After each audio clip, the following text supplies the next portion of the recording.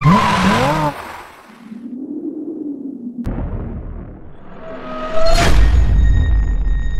everyone, this is your mathematics mentor engineer Farman Malik and we are here with very important topic from class 9th and 10th, polynomial. Yes, it is very important for you because बहुत सारे बच्चे इसको रट लेते हैं, समझ नहीं पाते हैं। बहुत सारे अभी भी ऐसी बातें हैं जो आप इसके बारे में नहीं जानते हैं। बहुत सारे ऐसे फैक्ट हैं, जैसा कि मेरी हमेशा से आदत है, मैं आपको ऐसे फैक्ट बताता हूं जो आपको किताबों में नहीं मिलेंगे।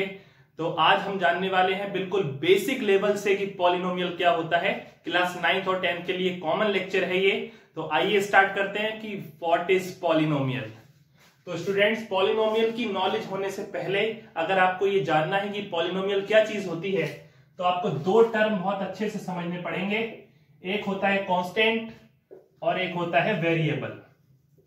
तो आइए सबसे पहले ये देख लेते हैं कि कांस्टेंट का क्या मीनिंग होता है और वेरिएबल का क्या मीनिंग होता है। तो यहां पे मैं एक मैथमेटिकल टर्म ले रहा हूं, मतलब एक नंबर ले रहा हूं और ये मैंने नंबर लिख दिया है। ये उसका सिंबल या उसका नोटेशन मैंने यहां पर लिख दिया है। तो what is this number and your answer is 2, right. अब किसी दूसरे बच्चे से अगर हम जाके पूछते हैं कि ये नंबर क्या है तो उसका आंसर भी 2 ही होगा ऑब्वियसली। सपोज कर लीजिए अब हम किसी दूसरे कंट्री में जाके पूछते हैं कि ये नंबर क्या है। सपोज करें कि हम अमेरिका चले गए और वहां पे हम अमेरिका में जाके पूछ रहे हैं कि ये नंबर क्या है। ऑस्ट्रेलिया में जाके पूछ रहे हैं कि ये नंबर क्या है, तो आंसर आएगा 2। ऐसा तो नहीं होगा कि वो लोग कहेंगे कि नहीं हमारे यहाँ तो ये 5 चलता है, ऐसा नहीं है। तो पता ये चला कि आप कहीं भी चले जाइए in the whole world the value of 2 is fixed which is 2, यानी कि इसकी जो वैल्यू है वो फिक्स्ड है, फिक्स्ड वैल्यू। तो students, those terms whose value are fixed called constant. ऐसे टर्म्स जिनकी वैल्यू फिक्स्ड होती है उन्हें हम कहते हैं कांस्टेंट। इतनी मुश्किल बात नहीं है, आपको समझ में आ गया होगा। अब आइए देखते हैं वेरिएबल।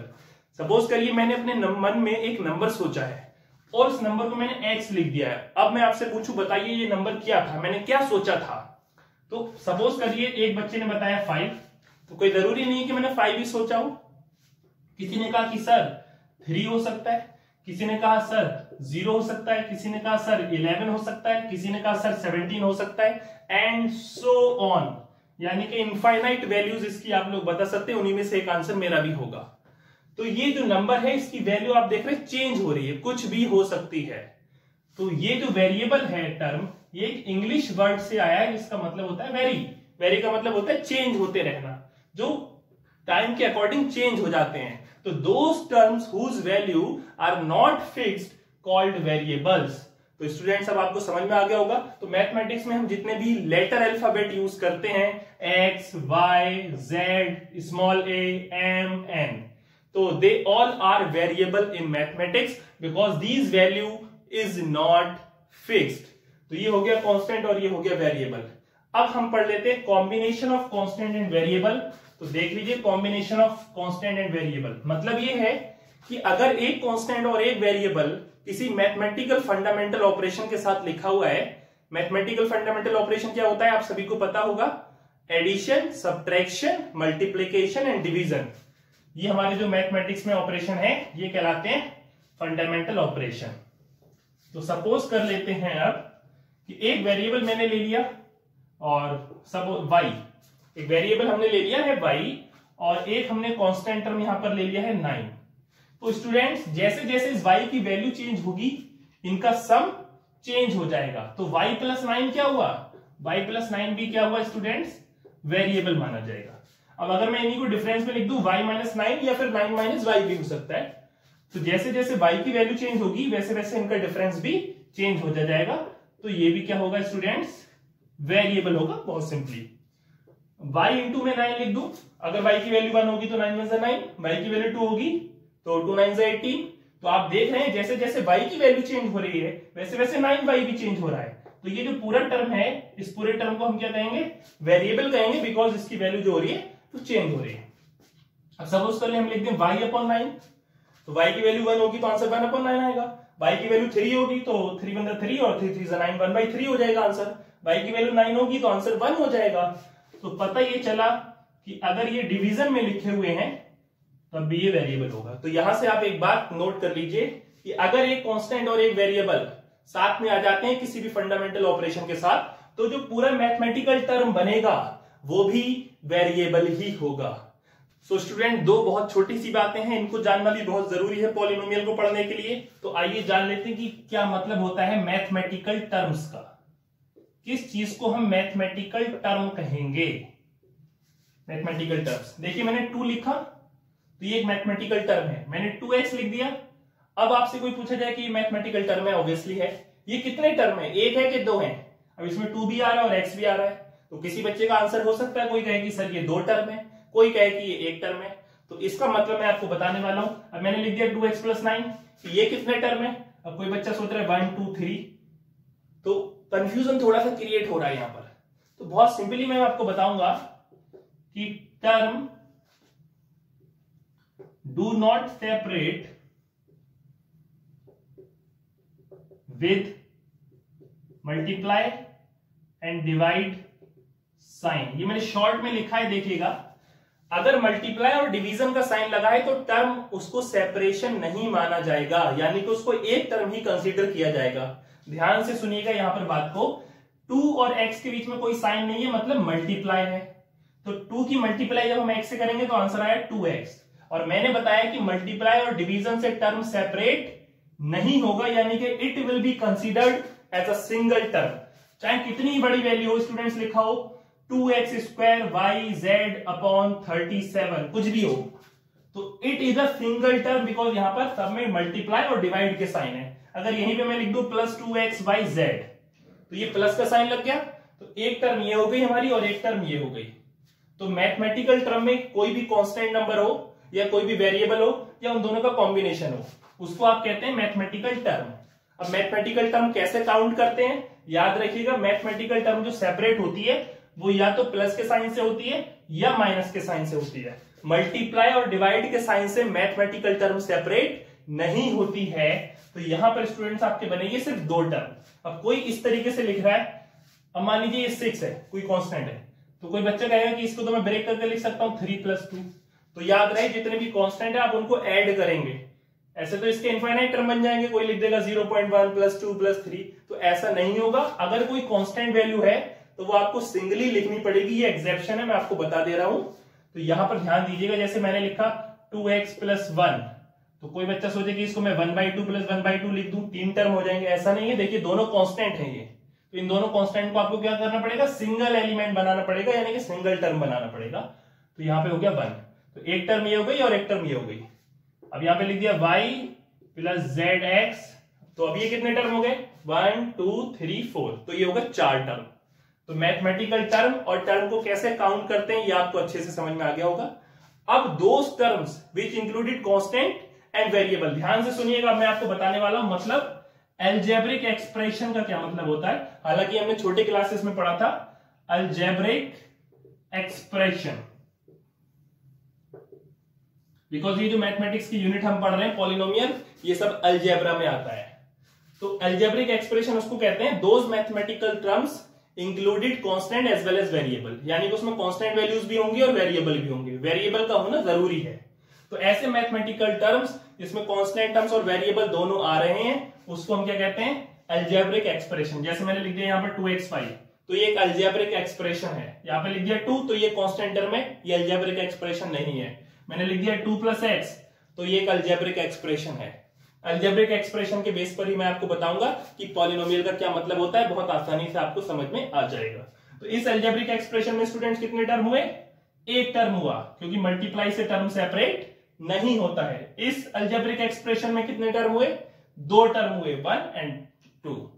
तो ये बात आपको अच्छे से समझ में आ गई होगी। अब आइए जानते हैं फाइनली कि what is the meaning of polynomial. इससे सिंपल डेफिनेशन आप कभी नहीं देखेंगे पॉलिनोमियल की, ना इससे इजीली आपको कभी समझ में आएगा। देखिए, polynomial is an algebraic expression. Algebraic expression में आपको बता चुका था कि अलजेब्रिक एक्सप्रेशन वो होता है जिस मैथमेटिकल टर्म में constant as well as variable include होते हैं। कंटेन्स 2 और मोर टर्म्स, एक ऐसा अलजेब्रिक एक्सप्रेशन जिसमें कम से कम 2 या 2 से ज्यादा टर्म हो। जो सिंगल टर्म होता है स्टूडेंट्स वो भी पॉलिनोमियल होता है, लेकिन उसका एक स्पेशल नाम होता है मोनोमियल, जो अभी हम क्लासिफिकेशन में पढ़ने वाले हैं। तो पॉली, जैसा कि नाम आ रहा है पॉली, में यहां पर अगर इसको ब्रेक करूं तो पॉली का मतलब ये होता है बहुत सारे, तो बहुत सारे मतलब 2 या 2 से ज्यादा, और नॉमियल का स्टूडेंट जो मतलब है वो होता है यहाँ पर टर्म्स। तो इस वजह से मैं यहां पे लिख रहा हूं polynomial is an algebraic expression contains 2 और मोर टर्म्स। बस खत्म, सिंपल। बहुत ही आसान है समझना कि अलजेब्रिक एक्सप्रेशन से पॉलिनोमियल क्या होता है। तो आपको समझ में आ चुका होगा कि ऐसा अलजेब्रिक एक्सप्रेशन जिसमें 2 या 2 से ज्यादा टर्म्स होते हैं उसको हम पॉलिनोमियल कहते हैं। अब सपोज कर लीजिए कुछ स्टैंडर्ड पॉलिनोमियल भी होते हैं यहां पर जिनकी हम नेमिंग बनाते हैं, तो अभी हम वो जानेंगे। उससे पहले मैं कुछ एग्जांपल आपको बता रहा हूं।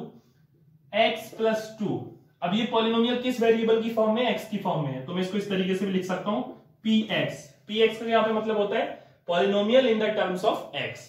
p की जगह मैं कोई और भी लेटर यूज कर सकता हूं, gx, hx, तो यहां पे कुछ भी हो सकता है, पॉलिनोमियल या algebraic expression in the form of x। तो ये हो गया x+2। अभी मैं इस तरीके से लिख देता हूं t² + 3t + 5। तो ये भी एक स्टैंडर्ड पॉलिनोमियल है जो अभी मैं आपको बताने वाला हूं। इसको मैं ऐसे लिख देता हूं gx, तो इसको मैं इस तरीके से लिख दे रहा हूं gt, polynomial in the terms of t, because ये t की फॉर्म में है, t² + 3t + 5। तो वेरिएबल है यहां पर t और जो कांस्टेंट है वो यहां पर 5 है। तो इस तरीके से आपको चीजें समझ में आ जाएंगी कि पॉलिनोमियल का क्या मतलब होता है। तो स्टूडेंट्स, पॉलिनोमियल की डेफिनेशन हम पढ़ चुके हैं। अब एक टॉपिक आता है आइडेंटिफिकेशन ऑफ पॉलिनोमियल, जो कि बहुत इंपॉर्टेंट है। कोई अलजेब्रिक एक्सप्रेशन हमारे सामने लिखा होगा, उसे हम कैसे पहचानेंगे कि ये पॉलिनोमियल की कैटेगरी में आता है या पॉलिनोमियल की कैटेगरी में नहीं आता है। तो वहां पर एक एग्जेप्शन है जो आपको कहीं भी नहीं मिलेगी। तो आइए समझते हैं कि वो एग्जेप्शन क्या है। तो नोट करके आप इस बात को लिख लेंगे, it is compulsory that the power of all the variable in a polynomial should be a whole number। बस स्टूडेंट्स, ये वो एक्सेप्शन है जिससे आप आइडेंटिफाई कर लेंगे कि ये पॉलिनोमियल है या नहीं। देखिए, it is compulsory that the power of all the variable in a polynomial should be a whole number. जैसे मैंने स्टूडेंट्स एक पॉलिनोमियल या फिर एक अलजेब्रिक एक्सप्रेशन लिख रहा हूं 3x² + 5x + 2। तो यहां पे आपको वेरिएबल x² दिख रहा होगा और x दिख रहा होगा। यहां पर x की पावर 1 है, 1 भी होल नंबर होता है और 2 भी होल नंबर होता है। अगर आपको होल नंबर पता नहीं है तो आप याद रखिए होल नंबर W से डिनोट करेंगे 0, 1, 2, 3 एंड सो ऑन। तो 0 से लेकर, यानी कि नेचुरल नंबर में अगर 0 ऐड कर लें तो वो होल नंबर का सेट बन जाता है। अब एक मैं एक्सप्रेशन और लिख रहा हूं स्टूडेंट्स यहां पर 3x² + √x + 5। अब √x अगर आपको पता हो तो √ का मतलब होता है जो पावर होती है 1/2 हो जाती है, यानी कि जैसे स्क्वायर और क्यूब होता है उसी का रेसिप्रोकल √ और क्यूब रूट होता है। तो यहां पे थोड़ी सी बेसिक बात मैं अगर समझा दूं आपको कि ये रूट का जो साइन है एक्चुअली इसको सर्ड बोलते हैं। क्या बोलते हैं? सर्ड। याद रखिएगा, ये भी आपको बुक में नहीं मिलने वाला। इस साइन को स्क्वायर रूट, क्यूब रूट, कोई पर्टिकुलर नाम मत दीजिए। इस स्क्वायर को कहते हैं जैसे कोई पावर है किसी भी वेरिएबल का, अगर कोई यहाँ पे एक्सपोनेंट है, ये तो 2 हो गया या ये तो 3 हो गया, लेकिन इसका जनरल नेम क्या है? इसका जनरल नेम है एक्सपोनेंट। तो इसी तरीके से ये जो साइन है इसका जनरल नेम है सर्ड। अब कोई भी इसके अंदर नंबर आ सकता है, 5, 1, 2, 3, 4, 6, कुछ भी। और यहां पे अगर 2 लग जाता है तो वो स्क्वायर रूट हो जाता है, 3 लग जाता है तो वो क्यूब रूट हो जाता है, ऐसे 4 लग जाता है तो वो बाई क्वाड्रेटिक रूट हो जाता है। तो कुछ भी लग सकता है नंबर, मैंने लगा दिया n। तो स्टूडेंट्स, इसका मतलब होता है a की पावर 1/n, यानी कि जो नंबर यहां पर लगा हुआ है, अगर ये सिंपली स्क्वायर रूट लिखा है तो ये हो गई a की पावर 1/2 रेसिप्रोकल। अगर यहां पर क्यूब रूट लगा हुआ है तो ये हो गई a की पावर 1/3। अगर यहां पर बाई क्वाड्रेटिक रूट लगा हुआ है तो ये हो गई a की पावर 1/4। तो इसका जो जनरल एक्सप्रेशन बना वो ये बना n सर्ड a = a की पावर 1/n। इस चीज को याद रखिएगा बिकॉज ये कोई नहीं बताने वाला है आपको। तो इसलिए यहां पे स्क्वायर रूट था, मैंने इसको क्या बना दिया 1/2 + 5। अब हम जानते हैं 1/2 होल नंबर नहीं होता है। तो याद रखिए, कोई वेरिएबल अगर रूट या सर्ड के साथ आ जाए तो वो एक्सप्रेशन पॉलिनोमियल नहीं माना जाएगा। हाँ, अगर कोई कांस्टेंट है, यानी कि √3x² + 5x + 2 आ जाए इस तरीके से, तो ये जो नंबर है ये रियल नंबर होता है, यानी कि रूट में हो सकता है, रेशनल भी हो सकता है, इरेशनल भी हो सकता है, लेकिन वेरिएबल जो है उसकी पावर आपका होल नंबर ही होनी चाहिए, अदरवाइज वो पॉलिनोमियल नहीं होगा। तो ये सारी बातें आप सीखेंगे सिर्फ मेरे साथ। तो इस बात को बहुत अच्छे से ध्यान रखिएगा कि सॉल्ड का क्या मतलब होता है, बिकॉज ये आपको कहीं नहीं मिलने वाला। आई होप आपको बहुत अच्छे से बात समझ में आई होगी। दो चीजें मैं आपको बहुत सिंपली समझाऊंगा और जो बहुत इंपॉर्टेंट है आपके सिलेबस के लिए। एक होता है स्टूडेंट्स डिग्री ऑफ पॉलिनोमियल, इसके बेस पर हम पूरा क्लासिफिकेशन करते हैं पॉलिनोमियल का आगे जाके। डिग्री ऑफ पॉलिनोमियल क्या होता है, और एक होता है कोफिशिएंट ऑफ टर्म्स या coefficient of variable. Coefficient of variable, या आपसे कोफिशिएंट पूछा जाएगा किसी भी वेरिएबल का। तो ये दो बातें अब हम लोग पढ़ने वाले हैं कि डिग्री का क्या मतलब होता है और कोफिशिएंट का क्या मतलब होता है। आइए देख लेते हैं कोफिशिएंट ऑफ वेरिएबल का क्या मतलब होता है किसी पॉलिनोमियल में। आपको बहुत अच्छे से समझाने के लिए मैंने यहाँ पर 3 एग्जांपल लिए हुए हैं। आइए पहला क्वेश्चन देखते हैं। px = 3x² y + 3x² y² + 3xy³ z। Students ये एक पॉलिनोमियल है। अब आपसे पूछा गया है इस वाले क्वेश्चन में, मैं फर्स्ट की बात कर रहा हूं, find the coefficient of y³। तो सबसे पहले आपको ढूंढना है कि y³ किस टर्म में एग्जिस्ट कर रहा है। तो y³ अगर आप देखेंगे तो ये मिलेगा आपको y³। एक्चुअली मैं कोफिशिएंट को बोलता हूं पड़ोसी टर्म। अब पड़ोसी टर्म से क्या मतलब है स्टूडेंट्स, यहां पर जिस भी टर्म का या जिस भी वेरिएबल का आपसे कोफिशिएंट पूछा जाए, आप उस वेरिएबल को एलिमिनेट कर दीजिए। क्या कर दीजिए? एलिमिनेट, यानी कि हटा दीजिए। बाकी उसके मल्टीप्लाई में उस टर्म में जो वैल्यू बची वो उसका कोफिशिएंट कहलाएगी। तो यानी कि इसका कोफिशिएंट y³ का सिर्फ इस टर्म के अंदर होगा। यही मैं आपसे कह रहा हूं कि इसका कोफिशिएंट ये जिस टर्म में लाई कर रहा है उसी टर्म में मिलेगा। अब y³ का कोफिशिएंट पूछा है तो y³ को करिए आप एलिमिनेट। तो y³ को एलिमिनेट कर देंगे तो आंसर क्या बनेगा? 3xz। बस हो गया सिंपल। जिस टर्म का कोफिशिएंट पूछा जाएगा उस टर्म को या उस वेरिएबल को आप लोकेट कर लीजिए कि किस टर्म के अंदर एग्जिस्ट कर रहा है। उसके बाद आपको करना यह है कि उसको एलिमिनेट कर देना है। जो वैल्यू उसके मल्टीप्लाई में बची वो उसका कोफिशिएंट कहलाती है। सिंपल, बस हो गया। इसी तरीके से अगर मैं दूसरे क्वेश्चन में बात करूं तो दूसरे क्वेश्चन में सपोज कर लीजिए कि हमसे कोफिशिएंट पूछा गया m का। तो इसमें m² है और इसमें m है। तो m को एलिमिनेट कर देते हैं, बचा 3n²। लीजिए हो गया आंसर, खत्म। अब थर्ड वाले की मैं बात कर रहा हूं। तो थर्ड वाले में सपोज कर लीजिए हमसे पूछा गया find the coefficient of x⁴। अब यहां पे आप कंफ्यूज हो जाएंगे कि x⁴ तो इसमें है ही नहीं। तो यहां पे मैं आपको छोटी सी बात बता रहा हूं, अगर मैं स्टूडेंट्स यहां पर 0 लिख लूं प्लस में, कोई फर्क नहीं पड़ेगा, बिकॉज 0 ऐड करने से कोई भी डिफरेंस नहीं आता है। अब उसके मल्टीप्लाई में मैं x⁴ लिख दूं या फिर मैं इस साइड लिख दूं x⁴, तो 0 की मल्टीप्लाई x⁴ से कराऊं, आंसर तो 0 ही आएगा। तो x⁴ का कोफिशिएंट क्या है? 0। ये तो था समझाने का तरीका जिससे आपको समझ में आ जाए। अब याद रखिए, अगर किसी ऐसे टर्म का कोफिशिएंट पूछा जा रहा है जो वेरिएबल या जो टर्म उस पॉलिनोमियल में एग्जिस्ट ही नहीं करता है, सुनिए फिर से, अगर आपसे किसी ऐसे वेरिएबल का कोफिशिएंट पूछा जा रहा है जो उस टर्म के अंदर या फिर उस पॉलिनोमियल के अंदर आ ही नहीं रहा है, तो उसका जो कोफिशिएंट होगा वो 0 होगा। क्यों होगा? वो रीजन आपके सामने है। तो आई होप आपको कोफिशिएंट का मतलब अच्छे से समझ में आ गया होगा। तो आइए अब जानते हैं कि डिग्री ऑफ अ पॉलिनोमियल का क्या मतलब होता है, कि डिग्री ऑफ अ पॉलिनोमियल किसको कहते हैं। तो सबसे पहले मैं स्टूडेंट्स आपको बता रहा हूं यहां पे डेफिनेशन देखिएगा। Highest power of a variable, highest power of a variable in a polynomial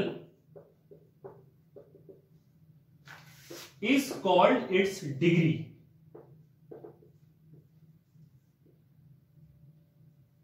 देखिए बहुत सिंपल सा स्टेटमेंट है। Highest power of a variable, जो वेरिएबल की सबसे हाईएस्ट पावर होगी उसी को हम उस पॉलिनोमियल की डिग्री मानेंगे। अब ये 3 क्वेश्चन मैंने आपको लिए हैं, एक एग्जेप्शन है और बाकी 2 सिंपल क्वेश्चन हैं जो आपको एनसीईआरटी की एक्सरसाइज 2.1 में मिल जाएंगे क्लास 9। तो पहला जो स्टूडेंट्स पॉलिनोमियल है कि 3x⁴ plus 5x³ plus 7x² plus 2x plus 3, इस पॉलिनोमियल की आपसे डिग्री पूछी गई। तो सबसे हाईएस्ट पावर वेरिएबल की आप देख रहे हैं कितनी है? 4। तो इस पॉलिनोमियल की डिग्री हो गई 4। सिंपल। अब ये एक पॉलिनोमियल है, polynomial in the terms of t। यहां पे आपसे इसकी डिग्री पूछी गई, साफ दिखाई दे रहा है। 102, तो इस पॉलिनोमियल की डिग्री होगी 102। अब एक्सेप्शन क्या है, ये पॉलिनोमियल है मोर देन वन वेरिएबल। ये सारे जो पॉलिनोमियल थे ये सिंगल वेरिएबल में थे, इसमें सिर्फ x यूज हो रहा है और इसमें सिर्फ t यूज हो रहा है। अब मैंने यहां पर एक पॉलिनोमियल है, बिकॉज सीबीएसई में हमें ये एक्सप्लेन ही नहीं किया जाता है कि अगर polynomial more than one term में आ जाए या मोर देन वन वेरिएबल में आ जाए तब हम उसकी डिग्री कैसे निकालेंगे। तो मैं आपको समझाता हूं। ये स्टूडेंट जो बात है ये आपके आउट ऑफ द बुक है, आप समझिएगा ध्यान से।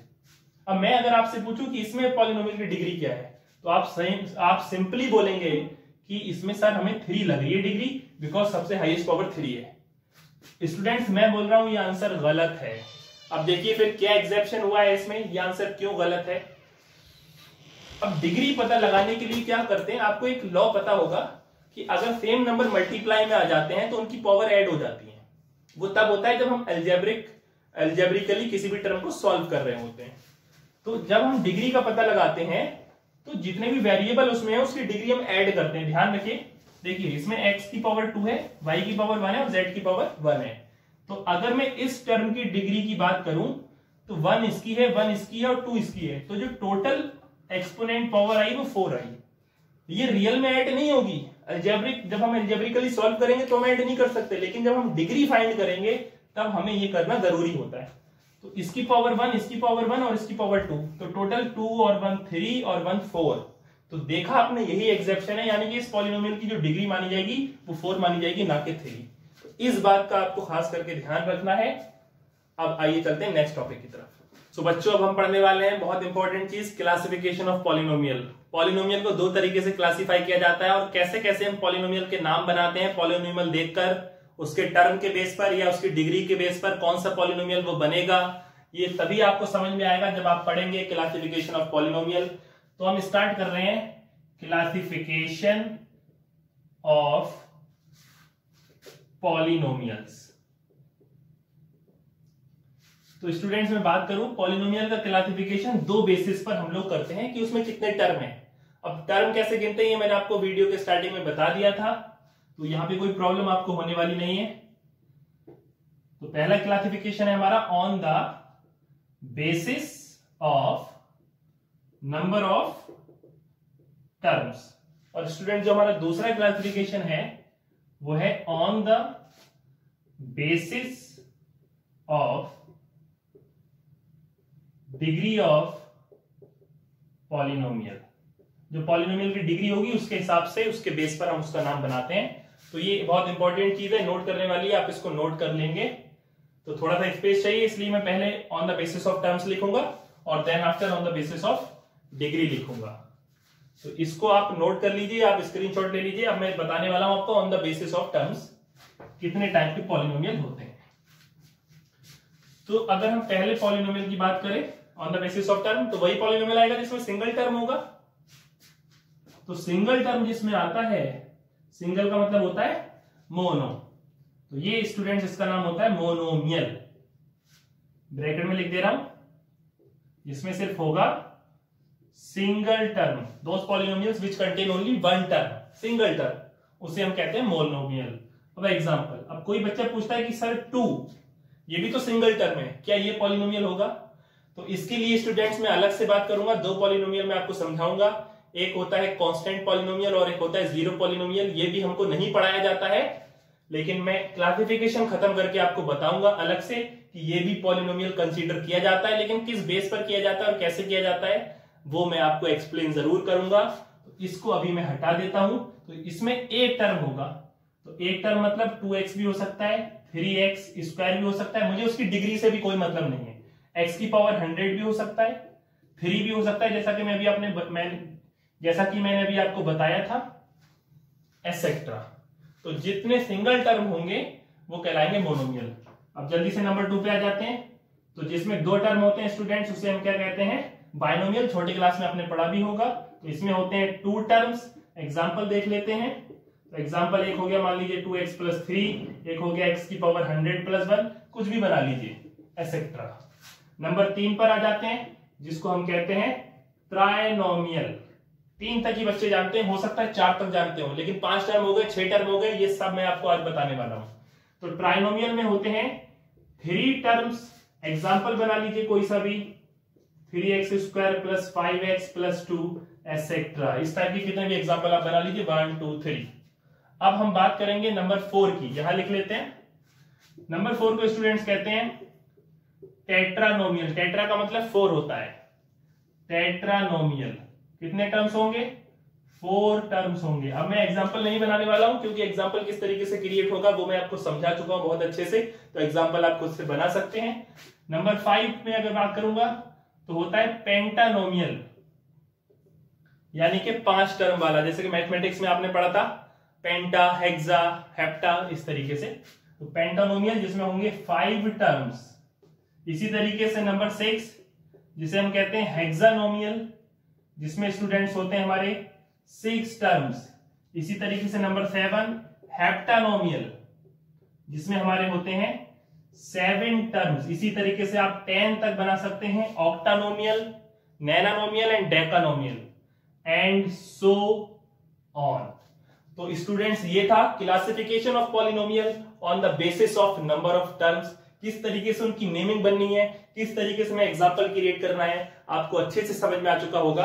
अब आइए हम पढ़ते हैं classification of polynomial on the basis of degree. So now we will study classification of polynomial on the basis of degree.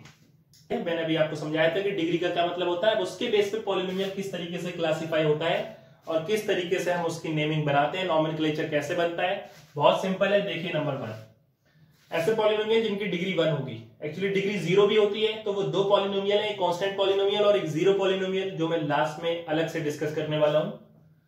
तो पहला मैं ले रहा हूं स्टूडेंट्स, इसको कहते हैं लीनियर पॉलिनोमियल,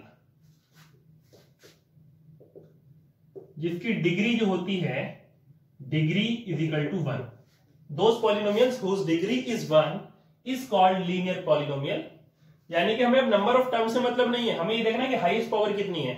अगर मैं सिर्फ x लिख रहा हूं तो ये भी लीनियर पॉलिनोमियल है स्टूडेंट्स। अगर मैं 2x + 3 लिख रहा हूं तो यहां भी पावर हाईएस्ट कितनी 1। जबकि अगर नंबर ऑफ टर्म्स के हिसाब से देखें तो ये मोनोमियल और ये बाइनोमियल है। लेकिन अभी हमें क्या देखना है, classification of polynomial on the basis of degree. तो इस चीज का ध्यान रखिएगा कि आपसे किस बेस पे उस पॉलिनोमियल का नॉमेनक्लेचर पूछा गया है, एटसेट्रा। तो ये दोनों ही लीनियर पॉलिनोमियल माने जाएंगे because there degree is 1। Second student जो हमारा आता है वो आता है क्वाड्रेटिक पॉलिनोमियल। ये बहुत इंपॉर्टेंट है, इसको क्वाड्रेटिक इक्वेशन भी कहते हैं, जो क्लास 10th में पूरा एक चैप्टर है और क्लास 9th में भी इसका आपसे फैक्टराइजेशन कराया जाएगा मिडिल टर्म स्प्लिटिंग मेथड से। तो this is very important for you, quadratic polynomial. तो क्वाड्रेटिक पॉलिनोमियल सिंपल सी बात है स्टूडेंट्स, जिसकी डिग्री होगी 2। एग्जांपल ले लेते हैं, इसकी जनरल फॉर्म का पहले एग्जांपल मैं आपको दिखा रहा हूं कि 2x² + 3x + 5, ये इसकी जनरल फॉर्म होती है ax² + bx + c। पहले स्क्वायर वाला टर्म होगा, फिर x वाला, फिर कांस्टेंट टर्म होगा। हालांकि आप x² को भी क्वाड्रेटिक पॉलिनोमियल बोल सकते हैं बिकॉज इसकी डिग्री आप देख लीजिए 2 है। आप इसको भी क्वाड्रेटिक पॉलिनोमियल बोल सकते हैं, 2x² + x। आप इसको भी पॉलिनोमियल बोल सकते हैं कि x² + x। तो ये सारे ही आपके क्वाड्रेटिक पॉलिनोमियल हैं बिकॉज इन सब में जो डिग्री है वो 2 है। ये इसकी जनरल फॉर्म है जिसमें तीनों टर्म आते हैं। नंबर 3 आता है स्टूडेंट्स क्यूबिक पॉलिनोमियल। तो क्यूबिक पॉलिनोमियल सिंपल सी बात है, जिसकी डिग्री कितनी होगी, इसकी डिग्री होगी 3। तो यहां तक सब जानते हैं, लेकिन इसके आगे की बात कोई नहीं जानता है, या हो सकता है 4 तक सब जानते हो, लेकिन हम आज उससे आगे भी पढ़ने वाले हैं। तो क्यूबिक पॉलिनोमियल के जनरल फॉर्म का एक एग्जांपल बना लेते हैं कि 3x³ + 5x² + 3x + 2। तो इसमें 4 टर्म होते हैं, ax³ + bx² + 3x + d की जनरल फॉर्म है। लेकिन अगर मैं सिर्फ x³ भी लिखता हूं तो यहां पर इसकी डिग्री 3 है, तो ये भी क्यूबिक पॉलिनोमियल है। x³ + 2x, ये भी क्यूबिक पॉलिनोमियल है। x³ + 5x², ये भी क्यूबिक पॉलिनोमियल है, एटसेट्रा। नंबर 4 पे आते हैं, जिनकी डिग्री होती है 4, उन्हें कहते हैं स्टूडेंट्स बाय क्वाड्रेटिक। ठीक है, क्वाड्रेटिक का मतलब मैंने ऊपर बताया, क्वाड्रेटिक मींस डिग्री 2, और बाय का मतलब भी 2 होता है। अगर आपने कंप्यूटर लैंग्वेज पढ़ी हो बाइनरी नंबर्स, तो बाइनरी जिसमें 2 होते हैं, तो बाय और क्वाड्रेटिक, तो 2 2 4 हो गया यहां पर। तो biquadratic polynomial, those polynomials whose degree is 4। Example अब आप इसके हिसाब से बनाते रहिएगा, यहां पर मैं सिर्फ आपको नेमिंग बता रहा हूं। अब इस बाइक्वाड्रेटिक पॉलिनोमियल का एक नाम और बता देता हूं, इसे क्वार्टिक पॉलिनोमियल भी कहते हैं, क्वार्टिक पॉलिनोमियल। यस। अब नंबर 5 जिसकी डिग्री हो जाए 5, तो 5 आता है क्वांटिक, क्वांटिक पॉलिनोमियल, या फिर इसको हम ये भी कह सकते हैं पेंटिक पॉलिनोमियल, पेंटिक पॉलिनोमियल, जिसकी डिग्री स्टूडेंट्स कितनी होगी, डिग्री होगी इसकी हमारी 5। अब इस तरीके से नंबर 6 की अगर बात करें तो ये होता है हेक्सिक पॉलिनोमियल, जिसकी डिग्री हमारी होगी 6। ये आपको कहीं भी नहीं मिलेगा। इसी तरीके से अगर हम 7 की बात करें तो उसको हम कहते हैं हैप्टिक पॉलिनोमियल, हैप्टिक पॉलिनोमियल, जिसकी डिग्री स्टूडेंट्स कितना होगी, डिग्री होगी 7। इसी तरीके से 8 पे आ जाएं तो ऑक्टिक पॉलिनोमियल, जिसकी डिग्री हमारी होती है 8। तो ये वो बातें हैं जो आपको कभी पढ़ने को नहीं मिलती। ऐसे 9 वाले पे बन जाएगा आपका नैनिक पॉलिनोमियल और 10 वाले पे डेकिक पॉलिनोमियल। इस तरीके से डिग्री के बेस पे भी मैंने आपको 10 तक डिग्री के बेस पे सारे एग्जाम्पल बता दिए हैं। आई होप आपको याद रहेगा ये बहुत अच्छे से और आपको इसको पढ़ने में बहुत मजा आया होगा। अब वो 2 स्पेशल पॉलिनोमियल जान लेते हैं जो सिर्फ 1% बच्चे ही जानते हैं कि कांस्टेंट पॉलिनोमियल का क्या मतलब होता है और जीरो पॉलिनोमियल का क्या मतलब होता है और उनकी डिग्री क्या होती है। जब आप कंपटीशन का एग्जाम देंगे वहां पर ये पूछा जाता है। तो आइए देखते हैं। जी हाँ, तो अब हम बात करने वाले हैं बहुत इंपॉर्टेंट, जो आपको बुक्स में नहीं मिलने वाला है, कांस्टेंट पॉलिनोमियल। देखिए मैं यहाँ पर एक्सप्रेशन लिखने वाला हूं कि कोई भी पॉलिनोमियल है, चाहे वो in the terms of x हो, in the terms of t हो, तो कोई भी polynomial in the terms of x is equal to, मैंने लिखा है सी का मतलब मैं आपको बता देता हूं कांस्टेंट, यानी कि एक्स की कोई भी वैल्यू आप रखवा दीजिए वहां पर, लेकिन आंसर कांस्टेंट ही आएगा। अब इसका मतलब समझा देता हूं मैं आपको।